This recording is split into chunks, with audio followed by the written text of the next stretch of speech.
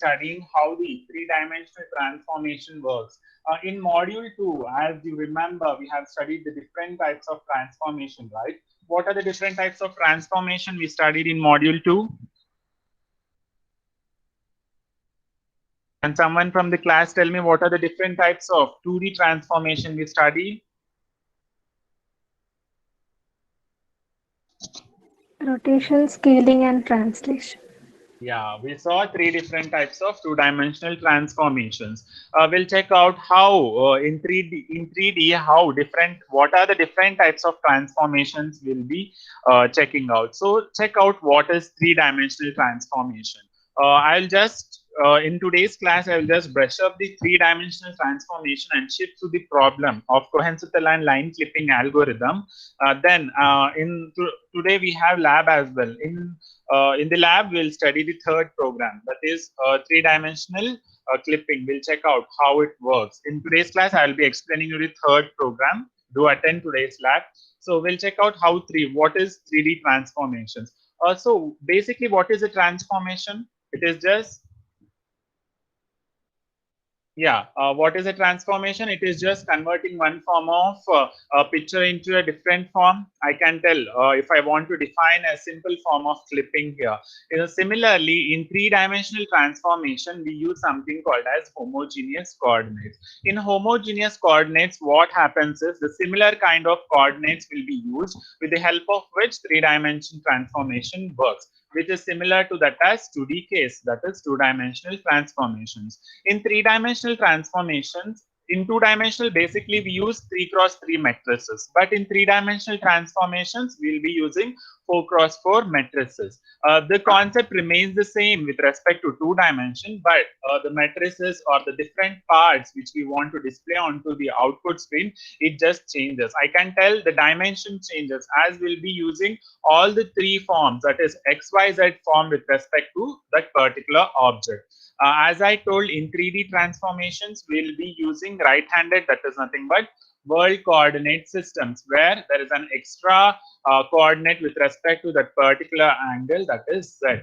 In two-dimensional, we saw just X and Y, right? But in three dimensions, we'll be checking out another one extra term, which is nothing but Z. Basically, this comes out of that page where it is not usually visible. So there is some note which you need to remember with respect to three-dimensional transformation. That is, this 3D transformations, it is basically convenient to think of display as it is being used in left-handed. That is nothing but Z into the screens. This is the extra part you will be using. That is nothing but Z. So this is the basic you need to remember with respect to 3D transformations. That is nothing but not only both two axes, that is X and Y axis, we'll be using the third axis, which is nothing but Z axis. This is the most important point you need to remember with respect to three-dimensional transformations. Then check out how the three-dimensional transformation works with respect to translation. As we study translation with respect to 2D, right? Similarly, we'll be studying with respect to three-dimension. That is simple extension to the 3D case. I'll just explain the example. Check out, this is an example, that is a three-dimensional object which you want to display onto the screen.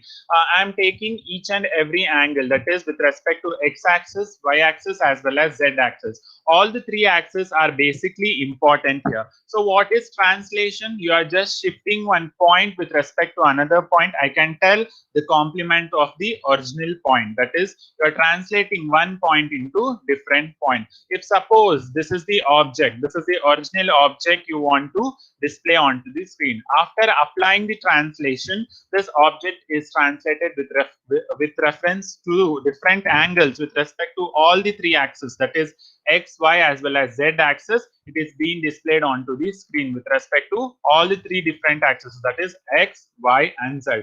What happens in 2D? If I want to compare the similar part with respect to 2D, it just happens with respect to X and Y axis. That is, if you specify only a single angle with respect to these two axes, only that object is being displayed with respect to that particular angle. But what happens in 3D? This is being shifted with respect to all the three axes, that is X, Y, as well as Z. So this is the matrix which is being represented. I can call this as a product of two matrices with respect to identity matrix. What is identity matrix? As we studied, the diagonal of the matrix is all 1 here. As I told, we'll be using three different axes in three dimensions, x, y, as well as z. I'm just taking the complement of these. That is the translated object complement with respect to all the axes and defining the matrix with respect to translation. That is tx, ty, and tz are represented as a translation with respect to all the three axes. This formula remains similar to that of the 2D case. In 2D case, for translation, the formula was the translated point, that is nothing but t dash is equals to translated, the original the original object which needs to be translated, which is represented as t with respect to the product of it with respect to the original point, that is p dash is equals to t dot t. So this is how the three-dimensional objects work with respect to translations. Basically, the keynote you need to remember here is just the axes. What are the axes? X, Y, and Z. These axes basically depends on the number of angle you define with respect to each and every axis. That is X, Y, Z. The angle might be anything. So this basically depends on the axis x, y, z, as well as the angle with the help of which you are performing the translation. To check out in the slide what I have represented here, move the object to a relative position. You are just shifting. I can call translation with respect to this 3D case as shifting of that particular object. One object is shifted to another position. You need to remember to what position that particular object is being represented or shifted. So this is about a basic about translation. Do concentrate in these concepts because in the afternoon class we'll be having the program related to this particular topic. The theory part, the same part will be implemented in your laboratory. Then how scaling works. What is scaling with respect to 2D? So can someone tell me what is scaling?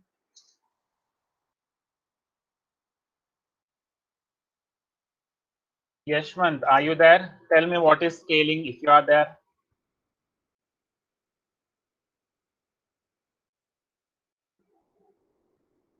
Vaishnavi? Sir, I'm not sure, sir. But, okay. You just tell me what do you know.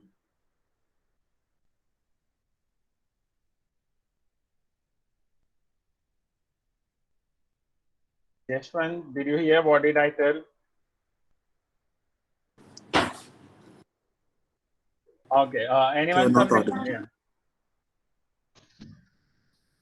I'm not audible. So your voice is breaking a little, sir. Okay. Am I audible now?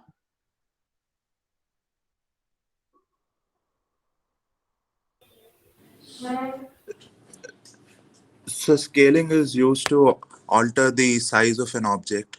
So Yeah. either to compress or to expand the dimension of the object. Yeah, good. That is what the exact answer for that. Hope I'm audible now. Yes, yes, yeah. sir, yes, sir. Yes. I can define scaling as reduction as well as can reduce as well as increase the size of the object with the help of scaling. Basically, in scaling, I can tell I'm just reducing the size of the object so that the display of that particular object is clear with respect to the output screen. So similarly, we'll be using scaling in three dimensions. That is this is one of the transformation we'll be using here to define 3D scaling. We had some factors with respect to 2D, right? Similarly, in 3D, we'll be having three different factors with respect to scaling. That is scaling factors, SX, SY, as well as SZ. In 2D, we use just these two axes. With respect to XY axis, only two scaling factors, SX as well as SY. But in 3D, we'll be using three different scaling factors. With respect to the scaling factors, I'm just replacing the identity matrix with respect to the scaling factor. So I can define the extension of scaling with respect to 3D case as represented in this slide. That is, you're just replacing the diagonals, which is represented as 1 into SX, SY, as well as SZ. So similar to that of 2D, I can define scaling as extension as well as reduction in the size of the particular object with respect to three different axes, that is x, y, as well as z in 3D case. Then we'll check out how rotation works. What is the important part we need to remember in rotation? What is basically considered in rotation? Can someone from the class tell me what we consider basically in rotation? What is most important in rotation? Angle. Yeah, angle. In rotation, basically, angle means a lot with respect to any object. If you are not specifying to what angle the object should be rotated, I can't rotate the object if there is no specific angle. So we need to remember in similar to that of 2D, in 3D as well, you need to remember the important aspect, that is nothing but angle with respect to rotation. What is rotation? You are just, I can tell, if you are specifying an object, if a triangle is an object which is being given to you, you need to perform rotation. If I specify an angle, I need to rotate a particular triangle rotate into 120 degree. If I give 120 as the angle, the triangle should be rotated to it. Similarly, in 3D, we need to specify which axis the rotation is about, because if it is just 2D, it will have only x and y. But in 3D, we'll be having x, y, as well as z, three axes. So you need to specify in which axis the rotation should be performed. So that is one aspect you need to remember. Then how the z-axis rotation will be performed. Z-axis rotation is the same as 2D case. That is nothing but whatever the part which you did in xy, that is x as well as y axis with respect to 2 dimension. Similarly, in 3 dimension, if you want to perform rotation with respect to z axis, that is similar to that of 2-dimensional rotation. That is nothing but angle is very important. So this matrix remains the same, almost same with respect to 2 dimension, where you are defining an angle with respect to theta. I'll be defining cos theta in the diagonal as well as sin theta, where negation of sine is being included with respect to sine in this particular matrices. You need to remember there is no theorem, or I can tell derivation with respect to these matrices. You need to remember just first the identity matrix is the initial matrix is identity matrix, where all the diagonals are being replaced with 1. With respect to that identity matrix, each and every transformation is performed where its conditions is being applied with respect to that particular matrix here. So check out here, if you want to perform rotation with respect to different axes. See, all the angle is represented in 3D. In this module, we'll not check on with 2 dimensions. We'll be studying only 3 dimensions. Check out here, with respect to Z, if you want to perform rotation, so this is the angle with the help of which you will perform rotation. With respect to X, how the rotation can be performed with respect to X, this is how you can check out the arrow, how it is being specifying, how it is moving. This might be in the clockwise direction or anti-clockwise direction. If you want to perform rotation with respect to y-axis towards down, this is how the rotation can be performed. So these are some of the representations with respect to which you will perform rotation. I can call all these figures as positive rotations about some particular axes in counterclockwise, that is anti-clockwise direction, when looking from half positive to half negative towards the origin. So this is an example of transformations how you perform, that is rotation with respect to each and every angle, that is x, y, as well as z. So these are the 3 different angles with the help of which you will perform all the 3 transformations. So I will go in detail with respect to rotation on all the axes. Before this, we'll study the problem which we were supposed to do in the previous class. As I told, I have scanned the written copy. I have included in the last of the slide.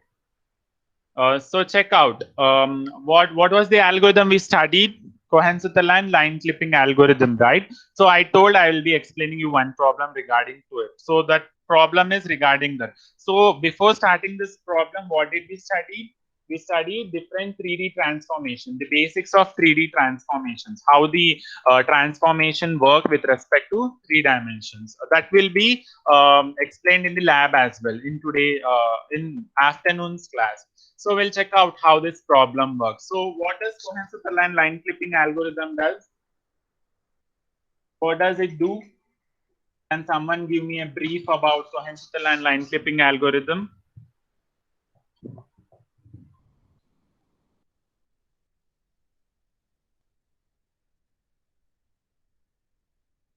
No, you forgot. I'm just asking you the theory part. What does Cohen-sutherland line clipping algorithm does?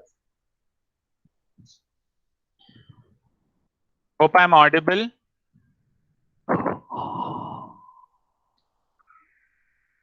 Students, am I audible to you all? Yes, sir. Yeah, okay. What does Cohen-sutherland line clipping algorithm does? As the name says, it will just clip the lines, that is unwanted lines which comes out of the boundary, out of the window which you want to display. So suppose, take an example. With respect to question, I will come. With respect to one example I'm telling. So this part of the line should be clipped with respect to that particular window, because this is the unwanted part which has been crossing that particular window. So I want to clip this part as well as this part with the help of Cohen-sutherland line clipping algorithm. So check out the question. This is one of the most important question. This comes for 8 to 10 marks in almost all the papers which I have referred in your previous exams. So do remember this question. The content of the question will be almost same. They will mention only these points only. So do concentrate for this problem. Explain Cohen-sutherland line clipping algorithm. Clip the lines with coordinates x0, y0. This is the points which is given, initial points. X point is 60, y point is 20, and x1, y1, which is nothing but 80 and 120. Given the window boundaries, the minimum as well as maximum coordinates value are given, that is 50 and 50 and 100 and 100. This is the minimum value, this is the maximum value with respect to x and y coordinates. So this is the diagram which is just whatever the theory part of the question is given, it is being represented diagrammatically. You need to, for your more clarification, you need to perform one clipping operation here, where you are displaying an object with respect to these points. So check out here. This is XY axis. XY axis I have represented here. I have drawn a window where there are 2 points. The initial point is given x0 as well as y0, which is 60, 20. I have defined that particular point.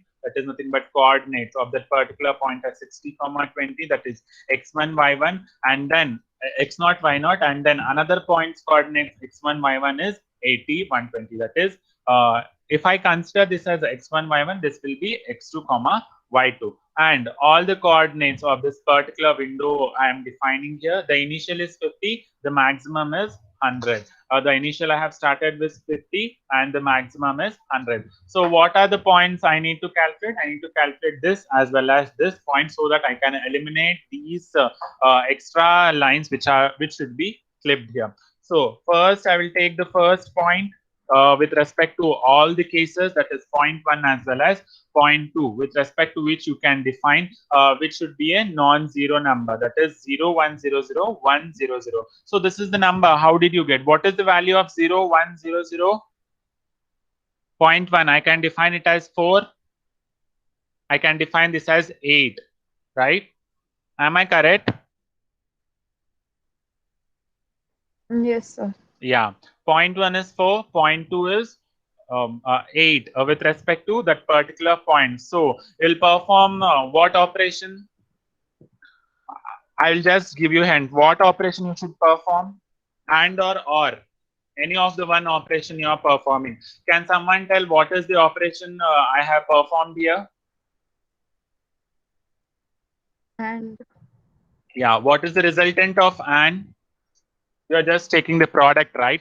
You're taking the product of both the points. I'll get 0. That is a zeroth number. These are the non-zero number which I have got with respect to point 1 as well as point 2. You have defined those points here which are non-zero, but the resultant of points, that is after performing AND operation, I have got it as 0, which comes under case 3. If the what is this? What can I call this number as?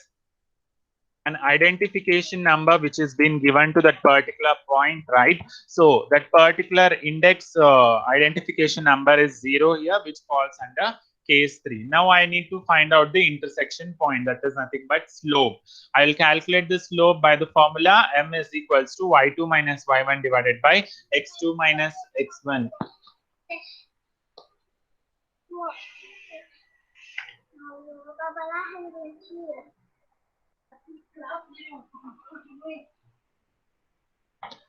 Yeah, we have taken 2 points which was non-zero. The resultant of that point was a 0, which falls under case 3. After that, you need to find out the intersection point with the help of slope, that is m. How I will calculate m? That is nothing but y2 minus y1 dividend of x2 minus x1. Y2, y1, x2, x1 values are given in the question.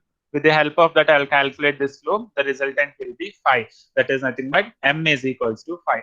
First, you need to check out in which case that particular identification number for each point falls. After that, you need to find out the intersection point. Once you want to find the intersection point, you need to find out the slope, which can be calculated with the formula m is equals to y2 minus y1 divided by x2 minus x1. Now the slope value I have got as 5. Once you calculate this slope, you need to find out the first point of the point, first coordinate of the point 1 and second point of the coordinate 1.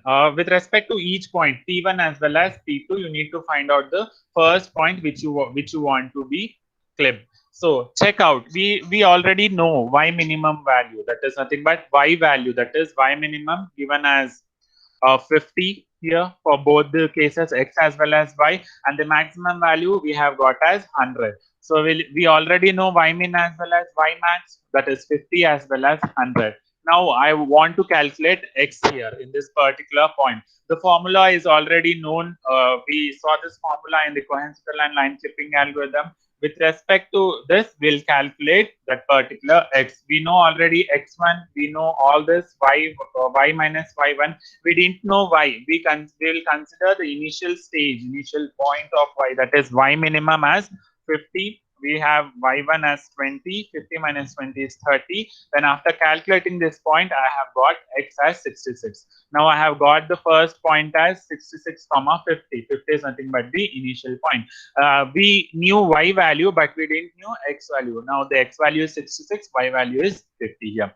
Once you calculate the first part of this particular point, that is x with respect to this point, you should calculate with respect to another point.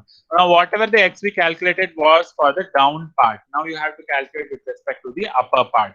Now we'll calculate where we have the value of y max, which is 100. Then I'll calculate the value of x, which is x is equals to the same formula I'll be applying where I have known all these values with respect to this point. You need not check this point now. This part is done already. That is the initial point you have calculated. With respect to the another point, the upper part which wants to be clipped, at that point you should check out what is the maximum value given to you. With respect to that, what are these values? Y1 is nothing but this value, 120. We'll calculate there, then you'll get something called as 76. Once you calculate this, you have got the second point with respect to x, that is 76, 100. So what does this mean? At this point, the clipping can be done. You are just calculating at what part, at what position the clipping can be done. If the x value is this and the y value is this, the first point with respect to that line can be clipped. In the second part, you will check out at what point this particular part can be clipped. So this is the point at which you can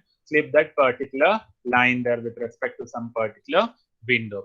So this is what I wanted to explain. Only the Cohen-sutherland algorithm is only so much. You need to calculate p of x comma y with respect to 0.1, p of x comma y with respect to 0.2. So only you need to remember the slope formula as well as x formula, that is x1 plus y minus y1 divided by the slope. You need, once you have calculated the slope, you will be knowing all the values of this. You should just substitute these values and you should find out the new value of that particular point. Is this clear to all? Is the problem clear to everyone? Do you people have any doubts regarding this problem?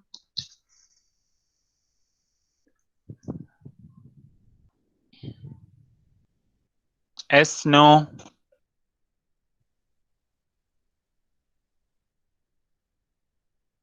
No doubts? No, sir. Yeah. What are the other students doing? No voice from the other students of the class. Which class did you have in the previous session?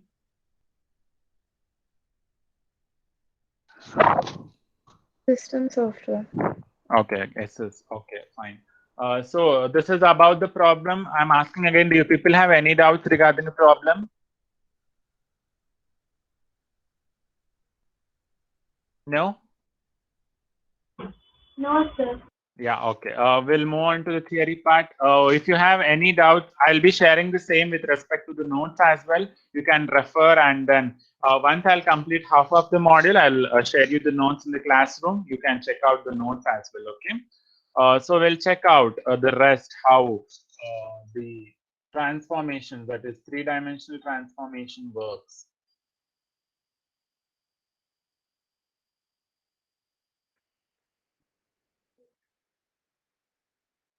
Yeah, we checked till here.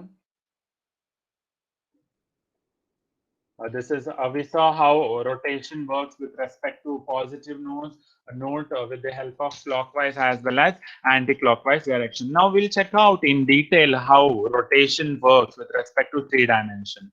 Now we are seeing how rotation works with respect to different coordinate axes with the help of clockwise as well as anti-clockwise direction. In the first part, with respect to x-axis, we'll check how rotation is done. If you are performing rotation with respect to x-axis, that is, if the object is here, the original object is here, you want to perform rotation in just x-axis. How the rotation is done? If you just rotate this object, what you will get? You will get the reverse of this object, right? With respect to x-axis, you are just defining it. That is, the rotation is performed for the original object. The second part, check out y-axis. If you just want to display the original object with respect to y-axis, you are just performing this. See, check out here, the mirror image of that particular object is being seen with respect to y-axis. This can reflect this axis also, that is z-axis.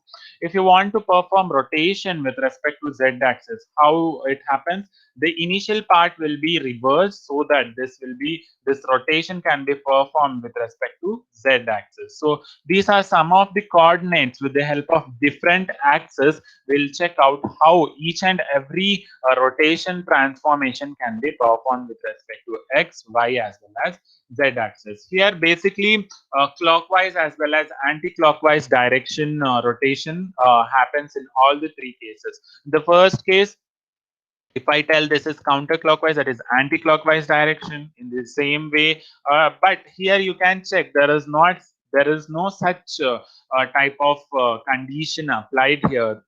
In y-axis, if you want to define this particular phase into y-axis, it should just have some particular angle with respect to all the three. Similarly, with respect to the third axis, that is z-axis, we are just performing a positive half. You are just displaying the positive half of that particular object towards the origin. Then this is the matrix representation of all the three with respect to axes: x-axis, y-axis as well as z-axis. With respect rotation with respect to first angle, this is what the matrix we get with respect to both cos as well as sine, where I can define that particular representation in this form with respect to x, y as well as z with respect to all the three axes I have defined here. Then check out parallelly how if I want to perform rotation parallelly with respect to axis with respect to some angle. Check out the first case, original position of the object. This is the original position of the object. This is the original object which is defined in x and y axis. Now I will perform rotation of that particular objects in some angle. Rotation I will perform. If I perform rotation with respect to x and y axis, so this is what I get with respect to some angle. I am rotating that particular object through some angle called theta here. In the third case, this was the third case, sorry, this is the second case, translation. I am performing translation here. In the second case, what is translation? I can tell deduction as well as incrementation of that in the size of the object. That is translation with respect to that particular object. This happens only in this both the axes, that is x and y. In the last case, you can check here, they have defined some rotation axis with the help of which you are just defining the original object on that particular axis itself in xy axis. You can check out here the resultant of this as well as this. The resultant of this as well as this lies in the same axis x and y, but check out with respect to rotation in some angle, the resultant of the object is lying in the other axis. I can tell the axis has x as well as z axis here. This plane comes under x as well as z axis. So you need to remember in which axis what kind of object is being displayed. So this is how rotation is being performed around some axis which is parallel to that particular axis. And then you'll check how a particular rotation can be performed with respect to some arbitrary axis. What is arbitrary axis? Can someone from the class tell me what is arbitrary axis? What happens in the arbitrary axis? We studied the same in two dimension as well, right? With respect to we can perform rotation as well as translation in some kind of arbitrary axis as well.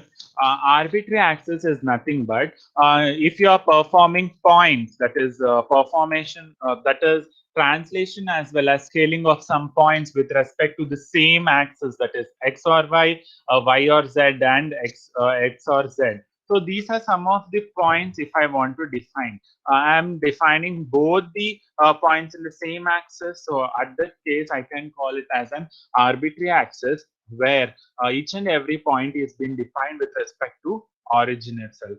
I'll just give a simple idea how arbitrary axis happens. This is the original position of the points where you have defined 2 points P1 as well as P2. Now you are performing translation of point 1, that is this point with respect to the origin. The first step, translating point 1 to the origin. You can check out the point is being shifted here with respect to origin. In the third step, you will rotate that particular point, that is nothing but this point. You are performing rotation and you'll shift that point to the z axis. The shifting of this point you can check out here. Then you'll perform again rotation with respect to some angle. This point is being rotated. Then you'll perform rotation of this particular axis, that is P2 dash. You have just shifted this point to this axis, that is x as well as y.